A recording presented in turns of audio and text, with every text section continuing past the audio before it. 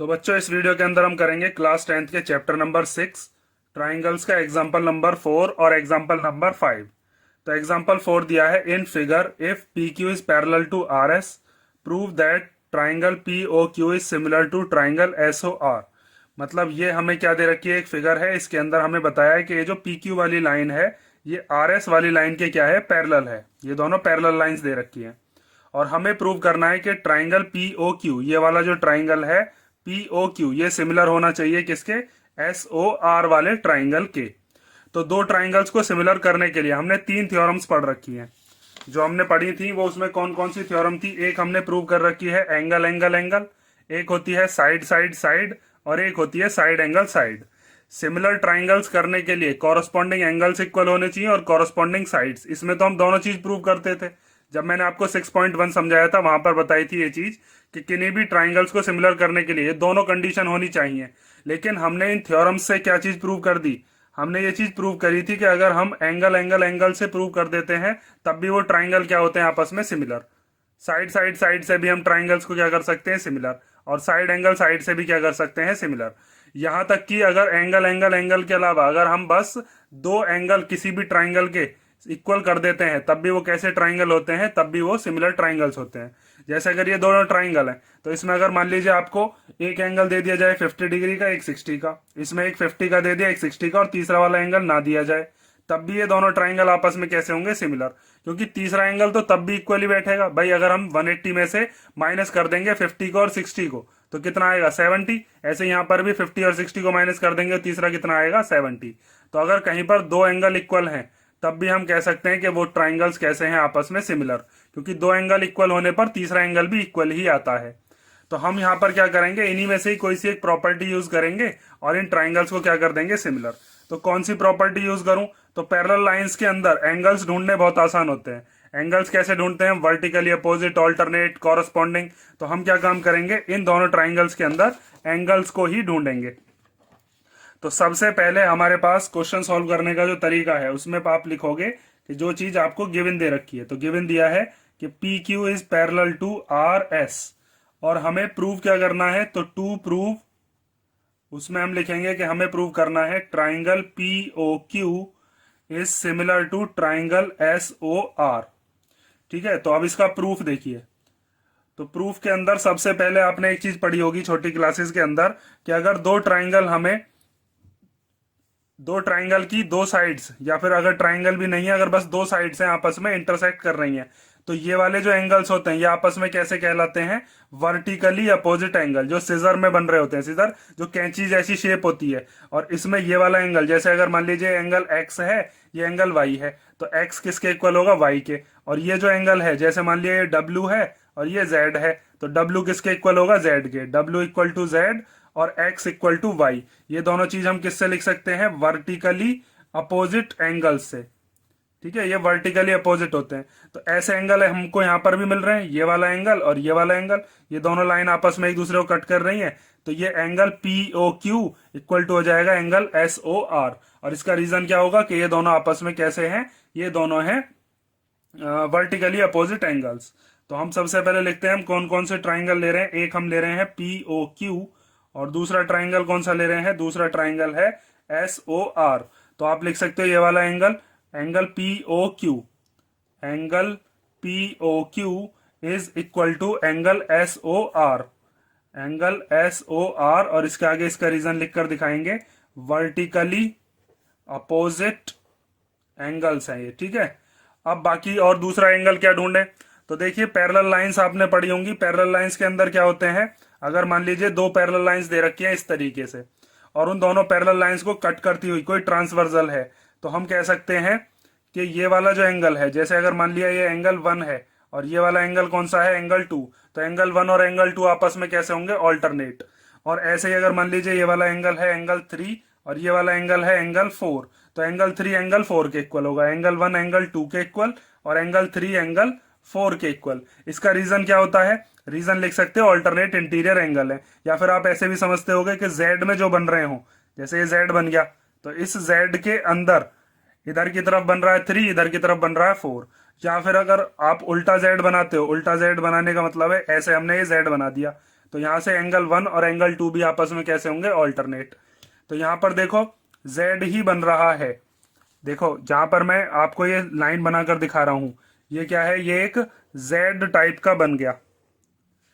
ठीक है, तो इसमें कौन कौन से एंगल आपस में इक्वल हो जाएंगे, अब ये वाला एंगल इस वाले एंगल के क्या हो जाएगा, इक्वल हो जाएगा बाय ऑल्टरनेट इंटीरियर एंगल्स। अगर आप इसको ऐसे करके देखो तो ये क्या बन गया, जेड बन गया। और इसमें एक जेड इधर से बन जाएगा अगर मैं उल्टा जेड बनाऊंगा। पहले इसको लिख लेते हैं, इस वाले एंगल का नाम लिख लेते हैं और इस वाले एंगल का नाम लिख लेते हैं, फिर हम आगे बढ़ते हैं। Angle P equal to angle S, ये वाला P और ये वाला S, इसके आगे लिखकर दिखाएंगे ये कैसे एंगल हैं, ये हैं ऑल्टरनेट इंटीरियर एंगल्स। ठीक है, और ऐसे ही हम लिख सकते हैं, देखो एक Z और बन जाएगा यहां पर, ये वाला। अगर मैं Z एक और बनाना चाहूं तो ये वाला Z बनेगा यहां से, एक और Z ये बन गया। तो इस वाले के अंदर ये वाला जो एंगल होगा ये किसके इक्वल बैठेगा, ये इस वाले एंगल के इक्वल बैठेगा। तो यहां से हम लिख सकते हैं कि angle Q equal to angle R, और ये दोनों ट्राइंगल्स आपस में सिमिलर हो जाएंगे बाय एंगल एंगल एंगल। तो आप यहां पर लिख दो angle Q equal to angle R, क्योंकि ये कैसे एंगल है, ये है ऑल्टरनेट इंटीरियर एंगल्स। ठीक है, तो इसका मतलब ये हो गया कि triangle POQ is similar to triangle SOR, और कौन सी प्रॉपर्टी से, by angle angle angle similarity. ठीक है, तो ये हो गया आपका एग्जांपल नंबर 4। अब हम देखते हैं एग्जांपल नंबर 5। और देखो यहाँ पर इनको जो ये जो एंगल हैं, इन एंगल को लिखने की भी एक ट्रिक होती है, वहीं से हम साइड का रेशो भी बना लेते हैं और वहीं से ही हम जो एंगल्स हैं उनको भी लिख लेते हैं। देखो 1 मिनट लगेगी, उस चीज को भी समझ ही लो, क्योंकि अगले जो एग्जाम्पल है उसमें हमको इस चीज की जरूरत पड़ेगी। देखो यहां से हम जो ये नाम देते हैं ना, अगर ये नाम सही ऑर्डर में हम देना सीख जाते हैं तो देखो यहाँ पर ये जो पहला है एंगल P इक्वल टू क्या होगा, एंगल S। देखो यहाँ पर P S के इक्वल है। ऐसे ही एंगल Q किसके इक्वल होगा, एंगल R के। यहाँ पर देखो एंगल Q एंगल R के इक्वल है। और ये angle O equal to angle O, मतलब इधर से ये एंगल कौन सा बन रहा है, एंगल POQ, POQ। और इधर से कौन सा एंगल बन रहा है, एंगल SOR, SOR। तो एंगल हम इसी तरीके से बना सकते हैं अगर हमने ट्राइंगल का नाम सही दिया है तो। ठीक है, लेकिन अगर मान लीजिए आपने ये नाम ही गलत दिया होता, अगर आप ऐसे लिख देते कि PQO और सिमिलर टू SOR, तो यहां पर अब देखो गड़बड़ हो जाती। P वाला एंगल जो है वो किसके इक्वल होता, वो तो चलो S के इक्वल होता, लेकिन एंगल O एंगल R के इक्वल आ जाता, और यहाँ पर कहीं पर भी एंगल O एंगल R के इक्वल नहीं है, Q है एंगल R के इक्वल। ठीक है, और देखो इन्हीं से ही साइड का रेशो भी बना लेते हैं। जैसे अगर PO है, यहाँ पर पहली वाली दोनों साइड कौन सी है, PO, तो PO के अपॉन में SO। फिर यहाँ पर दूसरी दोनों साइड जो है वो कौन सी है, OQ, और यहाँ पर बाकी की दोनों साइड कौन सी है, OR। और यहाँ पर शुरुआत का और लास्ट वाला क्या है, PQ, और यहाँ पर शुरुआत और लास्ट वाला क्या है, SR। ठीक है, देखो अब ध्यान से समझना, ये वाला जो रेशो है क्या ये सही है भी या नहीं। तो सबसे पहला जो हमने एंगल इक्वल करा था वो ये वाला एंगल लिया था, तो इस वाले एंगल के सामने वाली साइड कौन सी है, PQ, वो यहाँ पर आ गई। ये वाला एंगल हमने इस वाले एंगल के सामने इक्वल किया था, तो इस वाले एंगल के सामने कौन सी साइड है, RS, तो वो ये रही RS या SR, एक ही बात है। उसके बाद दूसरा एंगल हमने ये वाला लिया था, एंगल P, तो एंगल P के सामने इस वाले ट्राइंगल में कौन सी साइड है, QO, ये रही QO कहें या OQ कहें। तो अब ये वाला एंगल कौन से वाले एंगल के इक्वल है, ये एंगल है इस वाले के इक्वल, तो S के सामने वाली साइड आएगी इसके अपॉन में कौन सी, OR, तो देखो OR तो आ रही है। अब तीसरा एंगल बचा, तीसरा एंगल है एंगल Q, तो एंगल Q के सामने वाली साइड कौन सी है, PO, तो PO। और यहाँ पर एंगल जो तीसरा हमने इक्वल किया था एंगल R, उसके सामने वाली साइड कौन सी है, OS या SO कह लो। तो अगर आपने ये नाम सही दिया है तो एंगल भी आप निकाल सकते हो और साथ में साइड का रेशो भी, लेकिन अगर आपने नाम ऐसे दे दिया तो फिर ये गड़बड़ हो जाती है। ठीक है, अभी आगे हम इस चीज को और भी डिटेल में समझेंगे। अभी मैंने आपको हल्का हल्का यहाँ पर बता दिया कि अगर नाम हमको देखने आ गए, नाम अगर हम सही तरीके से लगाने सीख गए तो हमारे पास साइड का रेशो बनाना बहुत सिंपल हो जाता है। अब देखते हैं एग्जाम्पल नंबर 5। तो एग्जाम्पल नंबर 5 हमें दिया है, observe figure and then find angle P। हमें फिगर को देखना है और फिर हमें कौन सा एंगल निकालना है, एंगल P कितना है, मीन्स ये वाला एंगल हमें फाइंड आउट करके बताना है। तो हमारे पास कौन कौन सी प्रॉपर्टीज होती हैं जो हमने थ्योरम पढ़ी हैं, उन थ्योरम्स के अंदर एक तो होती है हमारे पास एंगल एंगल एंगल, एक होती है साइड साइड साइड, एक होती है साइड एंगल साइड, और एक होती है एंगल एंगल। तो देखो इन तीनों का तो लगने का कोई मतलब नहीं है, क्योंकि इन तीनों में क्या आ रहा है, एंगल आ रहा है। इस वाले ट्राइंगल के तो मुझे तीनों के तीनों एंगल्स में से दो एंगल दे रखे हैं। ये वाला एंगल कितने का है, 60 डिग्री, और ये वाला कितने का दे रखा है, 80 डिग्री। लेकिन इस वाले ट्राइंगल का मुझे एक भी एंगल नहीं दे रखा। तो मैं कौन सी प्रॉपर्टी लगाऊंगा, साइड साइड साइड, क्योंकि देखो इस ट्राइंगल की तीनों साइड गिवन है मुझे, और इस वाले ट्राइंगल की भी तीनों साइड गिवन है। ठीक है, तो अब यहाँ पर साइड साइड साइड लगेगी कैसे, मेन चीज तो आपको बस उसी चीज पर ध्यान देना है, क्योंकि अगर साइड का रेशो इक्वल आ गया, क्योंकि हमें क्या करना होता है, हमें अब सारी दोनों चीज प्रूव नहीं करनी होती है कि कॉरस्पॉन्डिंग एंगल भी इक्वल करो और कॉरस्पॉन्डिंग साइड भी। हम बस क्या करते हैं, साइड का रेशो इक्वल ले आते हैं, और जब साइड का रेशो इक्वल आ जाएगा तो हम कह देंगे वो ट्राइंगल्स कैसे आपस में सिमिलर हैं। तो साइड का रेशो कैसे बनाएंगे, उसके लिए थोड़ा ध्यान से देखना। देखो यहाँ पर ये डेसिमल में दे रखा है 3.8, अगर इसका मैं डबल करूंगा तो क्या हो जाएगा, 7.6। 3.8 और 7.6 को जब मैं 1/2 मतलब रेशो में लिखूंगा तो 1/2 आ जाएगा। ऐसे यहाँ पर ये दे रखा है 6, और ये कितना है, 12। 6 का डबल कितना होता है, 12, मतलब 6 के अपॉन में 12 रखूंगा तो भी 1/2 आ जाएगा। यहाँ पर ये 3√2 दे रखा है, 3√3 दे रखा है, ये 6√3 दे रखा है। तो जब इन दोनों का भी हम रेशो निकालेंगे तो √3 से √3 कैंसिल हो जाएगा, 3 के अपॉन में 6 बचेगा, ये भी 1/2 आ जाएगा। मीन्स ये भी इसका क्या दे रखा है, 6√3, 3√3 का डबल दे रखा है। तो यहाँ से हम साइड का रेशो बना सकते हैं। अब बात आती है कि ट्राइंगल्स का नाम कैसे दिया जाए। तो आप यहाँ पर ध्यान से देखो, आप सबसे पहले मान लो ये वाली साइड ले रहे हो, कौन सी वाली साइड, ए बी। तो हम साइड, जो साइड्स होती हैं उनके हिसाब से ट्राइंगल का नाम लेते हैं। एक तो हम ले रहे हैं ट्राइंगल ए बी, और मान लो तीसरी साइड कौन सी बची, उसकी सी। अब यहां से ये देखो आप कि आपने ये जो 3.8 वाली लाइन ली है, इसका रेशो आप कौन सी वाली साइड के साथ बनाने वाले हो, आर क्यू के साथ। तो हम यहाँ पर क्या लेंगे, ट्राइंगल का नाम आर क्यू, और फिर तीसरा जो पॉइंट बचा वो लिख दो, आर क्यू पी। अब यहीं से ही आपको पहचान हो जाएगी कि अगर मैं ए बी के अपॉन में आर क्यू ले रहा हूं, ए बी के अपॉन में आर क्यू, तो मैं बी सी के अपॉन में क्या लूंगा, क्यू पी। भाई बी सी ये वाली है, क्यू पी ये वाली है।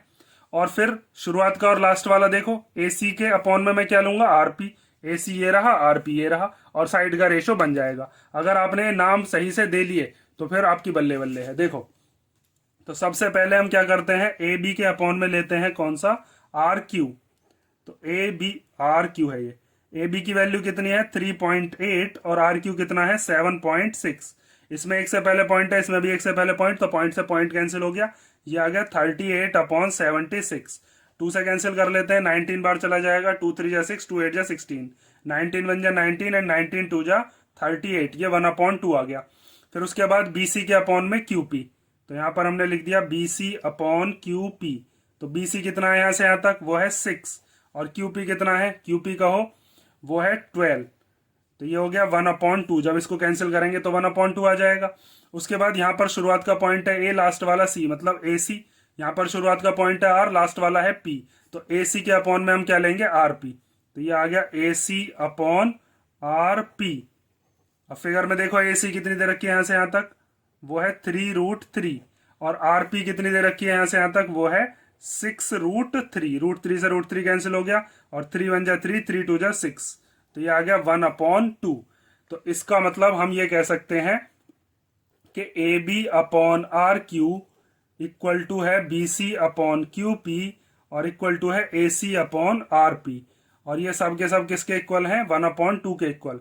तो इससे हम क्या चीज लिख सकते हैं कि triangle A B C similar है ट्राइंगल आर क्यू पी के, कौन सी प्रॉपर्टी से, by side side side similarity.